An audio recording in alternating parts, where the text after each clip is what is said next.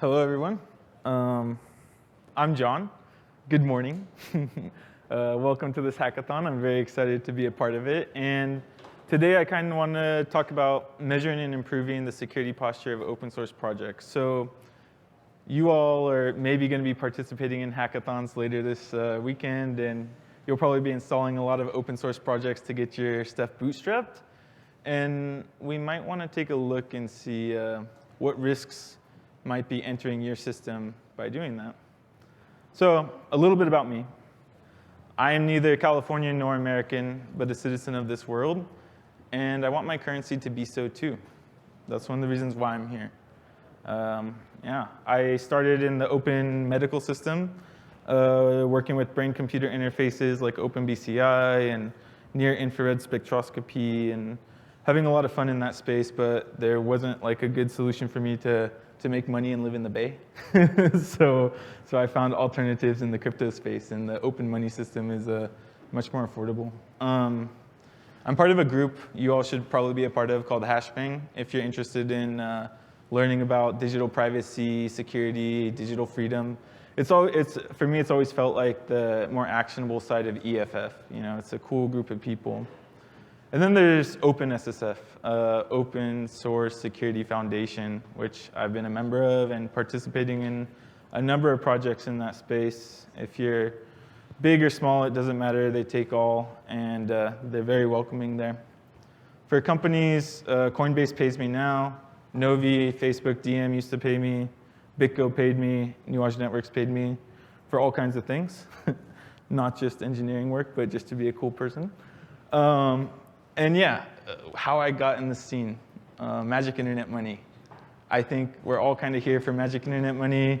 I know this is an Ethereum conference and this is a Bitcoin like meme or image, but that's okay. You know, all creatures should be welcome here. And some friends are silver, some friends are gold. And I don't know which one is which here. Now, just a little note about Coinbase, because that's my current employer. We have a really cool mission, and it's one of the things that makes me very happy to work at Coinbase. We want to increase economic freedom in the world. That's pretty baller, you know. As an infrastructure security engineer, my role is to ensure and protect that freedom, which I also think is pretty cool. So let's dive into this defense against the dark arts lesson. What are we going to be covering today? We're going to talk about why we should measure risk in open source projects. We're going to learn a method of measuring risk in open source projects. We're going to learn how to improve the risk in an open source project. And then furthermore, why improve? Why spend that energy? We'll talk about that too. So let's start with why measure security posture of dependencies. And this story takes us all the way over the Rocky Mountains to the state of Nebraska. Why? Well, I don't know if you've seen this XKCD, but it's called the Nebraska problem. And you know, it's basically a meme for showing that most modern infrastructure today that's digital is built with a bunch of open source projects, some of them in like healthy states of maturity, some of them haven't been touched for years, some of them are maintained by some random person in Nebraska, and you really don't know who that person is. So the question you should all start asking yourselves today is how many projects in your project that you make over this weekend is dependent on random people, in random places. That's just an interesting question to ask from a sociological perspective, but from a security perspective, it has repercussions. Because could these random people ever cause safety and or security losses for you? What if they go rogue? What if they decide to become evil the next day? I'm a twin and a Gemini, so my twin walks this earth, but sometimes I wonder, like, what would happen if I woke up and became an evil twin, an evil version of myself, And I worked at a number of companies, and I asked them that too. Like, what if I became evil? Some have good answers, some don't. Coinbase has a great blog post from 2017. You should look on how they secure their infrastructure against evil people like me, or evil, potentially evil. I'm not evil today. But yeah, think about it. This is a great image. Let it soak in. I feel the soaking. OK. Other things in that last slide, I used some terms. I just want to make sure we're on the same page here.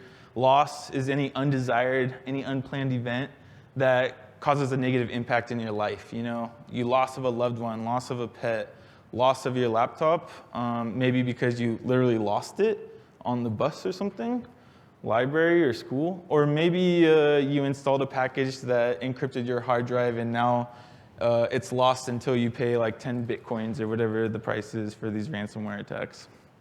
Safety, I call this like the fat finger incident, when something happens in your infrastructure because unintentionally something kicked a switch or hit the button that they weren't supposed to.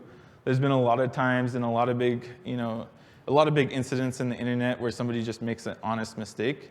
They're a good actor, acting in good faith, and accidents happen, It's a safety issue. Security is darker, and that's why it's the dark arts here. Security has an intent to do harm. There's intent to malice. And that's something to be scared, of. If your pacemaker might fail once in 1,000 times or once in 1,000,000 times, like just running on the daily, but if, that's cool. Once in 1,000,000 seems pretty safe. I'll put that in my chest.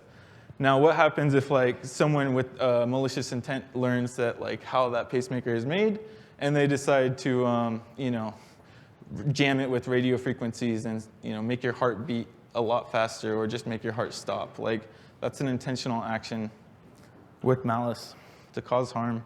Who are you all? I think you're all creators and consumers.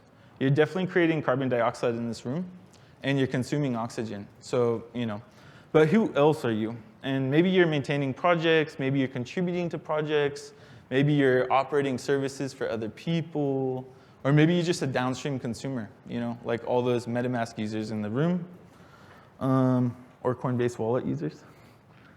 And then we can go over some underlying premises.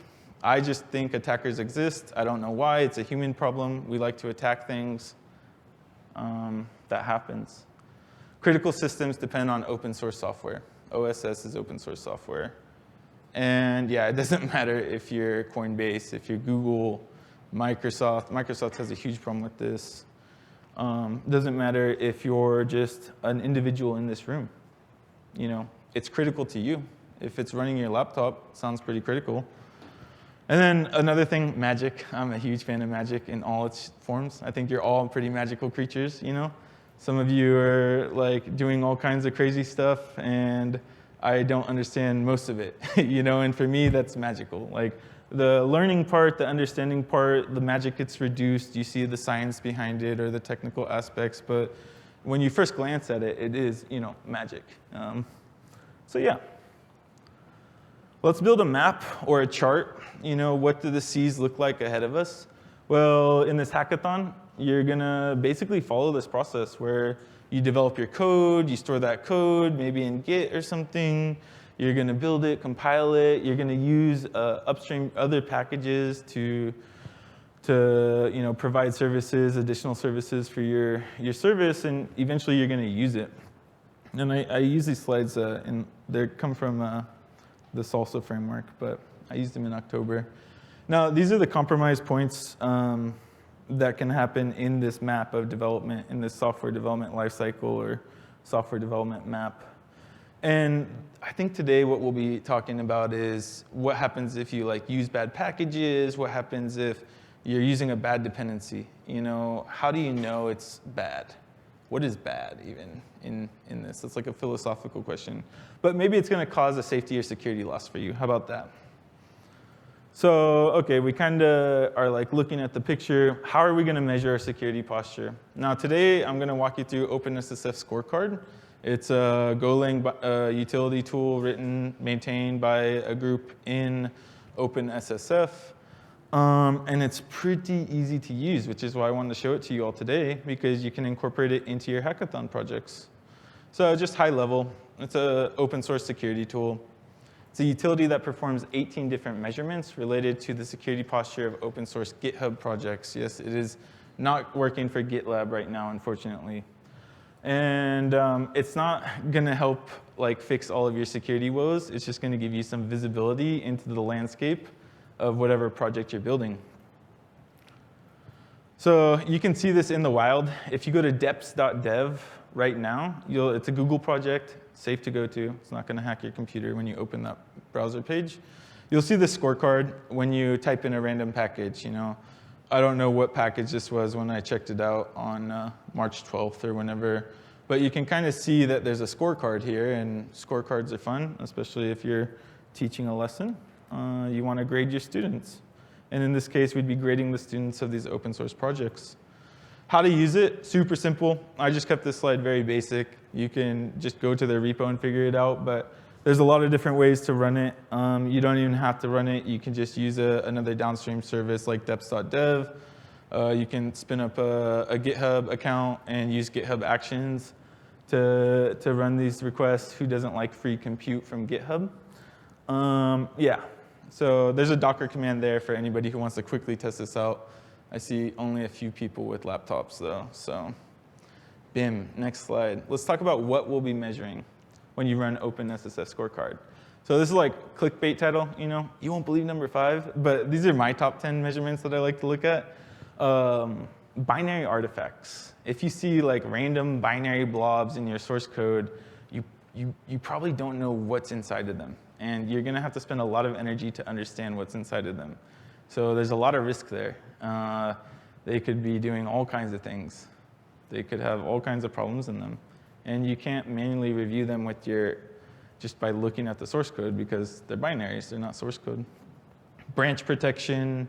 If people don't have certain branch protections in place, it just means they kind of YOLO their code bases. Code review. If people don't review their code, it means like they're just accept whatever happens, and that's probably a safety issue, less so than a security issue, just because they can have bad code creep in. Everyone produces bugs. If you haven't produced a bug yet, you probably haven't written a lot of code or any code. If you have no code, you have no bugs. Okay, and then contributors. I like this part. Like, how many recent contributors are there to the project? Are there a lot? Is it a strong variety? Openssf Scorecard kind of looks at like the company's perspective, but I just like to look for individual contributors that don't seem to be connected. They aren't the same user behind 2 different GitHub accounts. But yeah, I love to see the humans. Now, the controversial one is this dependency update tool. I don't know if any of you have managed a GitHub repo before, but GitHub has this Dependabot service. And it will tell you when you are running an outdated dependency, or you have an outdated dependency in your package lock file. That's cool. It's nice to be on the bleeding edge. But if you're upgrading your dependencies and just trusting whatever comes through that pipeline, you're just delegating your trust upstream. And you should be aware of that you might be upgrading into a malicious package.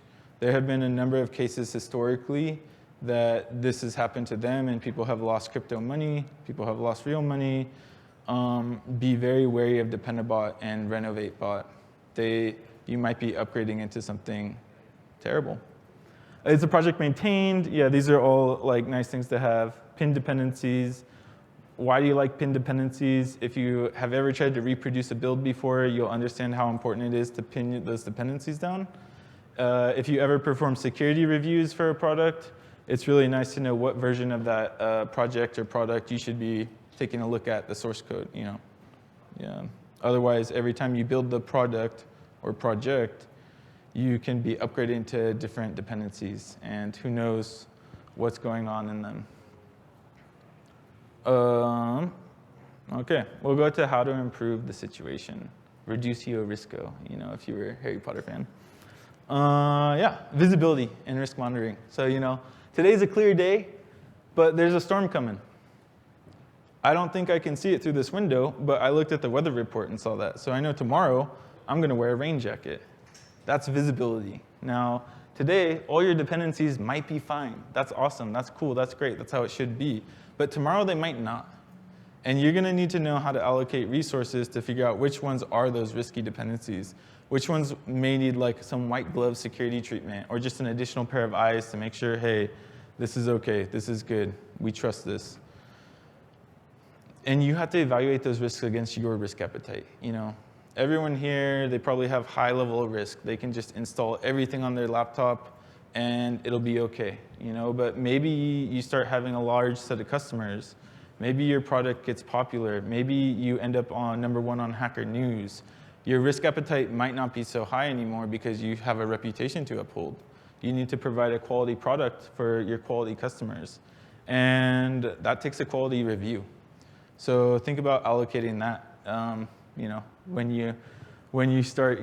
this hackathon is over and you're rich and famous because you built the next perfect product in the world that everybody wants to consume, your risk might change. So be aware. And monitor changes over time. With Scorecard, you can keep your reports, store them however you want, and just see how your dependency risk profile changes. There's other services that can do that for you, but this one's free and easy. Another important thing you can think about doing is going upstream. When you see problems, when you run your Openssf Scorecard on some random project that you need to make your product awesome, maybe you find issues, and maybe those issues are very fixable. I definitely say most of them are. And most of the time, you'll find a bunch of issues that can just be addressed by contributing upstream, adding certain things, opening certain issues, and paying it forward. You're using their product. You're standing on the shoulders of giants, and sometimes those giants are kids in dorm rooms hacking stuff together just like we will be this weekend. So be kind, be resourceful, understand how that project works. Read how they like to be communicated with, because every little beehive is different, and you kind of have to learn the dance and buzz like the right way. And be mindful when you're doing it, because some people don't like it when you go into their beehive and try and change how the honey gets collected or whatnot, how you make sure no evil bees enter the hive and yada yada. Be clear, communicate clearly what you're trying to do. If you start with good intent, you'll probably go far. And just be clear with the people you're engaging with what that intent is. You want to improve the security of their project. You ran this little thing from Openssf, this scorecard binary utility, and it came up with these things. And there's mitigations for that are well documented. And you approach them with that. They'll probably be nice to you and work with you. And if not, be polite still. You're engaging upstream. You're engaging with the unknown community or maybe a known community. Always be kind, always be gentle, always be polite, and enjoy the fruits of your labor. Now, why? Why do we want to do this? This sounds like additional work. I just want to npm install the world and call it a day. Well, that's cool, you can, but if we're all going to make it, we all got to help out. And it doesn't matter if you're Facebook or Coinbase, if you're like the little hacker crew at the DAO, if you're just an individual developer, if you're just starting out in the space, you got to find ways to help out, because we're all going to make it, but only if we help out. It's a communal effort. And the big players are trying to help out too. Openssf is sponsored by Microsoft and Google, and Coinbase is a member, and yada yada, but even us little people can help out. And most of the time, us little people help out the most. So it's a communal effort. Understand what your risks are, identify them. And if you need help understanding what your risks are, I can sit outside and talk to you about them. We can do a little threat discovery session. You can always pull me to the side at this conference and talk about security problems you have or safety issues you might have, and we can work on solutions. I'm here to help you all. I'll be a mentor during the hackathon. Reduce those risks if you can. And if you want, help others identify and reduce those risks as well. And carry that forward, because we're all kind of sailors on these crypto seas. And sometimes it's a nice calm day, and sometimes it's rough as, well, I won't cuss here, but it's rough. Questions, concerns? This is my cat, if that's your question. You can find me in these groups, Openssf and Hashbang. You can communicate with me over Matrix and Twitter. I know, who here uses Telegram? Who here has ever used Matrix? I'm not talking like Neo, red pill, blue pill shit. I'm talking like the Matrix protocol. It's really cool. For those Web3 people out there, I definitely recommend taking a look at it, because I really don't like centralized communication platforms. And I wish the crypto communities I engage with were more open to decentralized distributed communication protocols, But anyways, that's it. Questions, Comments? I tried to finish faster than last time. Slides going to be available? That's a Question in the right here, slides going to be available? Yeah, I'll post them, I guess on Twitter or something. And I think, I don't know if the organizers post them out elsewhere. Other question? Yeah, thinking back to your slide about like Dependabot and just updating dependencies in general, I'm curious to hear your perspective on the trade-off of like auto updates to maybe patch critical issues versus the risk of frequent updates and the risk that it does. Yeah, okay. So the question can be summarized into like, what is the risk of upgrading your dependencies and always being on the latest version, or always trying to be, compared to just locking your dependencies to a specific version and not upgrading and being on the latest release? And it really depends on the context. My gut feeling is always be on the bleeding edge because it's the coolest, Arch Linux fanboy, like got me hooked. But there's times where you can't upgrade as fast as you could potentially upgrade because you have a risk profile that's too high. And you can also separate like what can be on the bleeding edge and what can't based on what your trust boundaries are. So when you have a complex system, there's going to be certain parts that really have to be fine-tuned and controlled. It needs to be like a hermetically sealed box. Anything that handles private key material, you don't want that to, some dependency to be upgraded in that system and exfiltrate all that data. So you might want to be very careful and get a third-party audit or kind of review that. But there's other systems in your stack that might not be as critical or as need such a high security bar. So obviously at a hackathon like this, I don't expect anybody to get third-party audits from their dependencies. But if you wanted to understand, what that process would look like or get people to go to for that, come talk to me. Does that answer your question? Anything else? It can be like an AMA, except I can't give you any government secrets. Otherwise, thank you very much. Oh, yeah.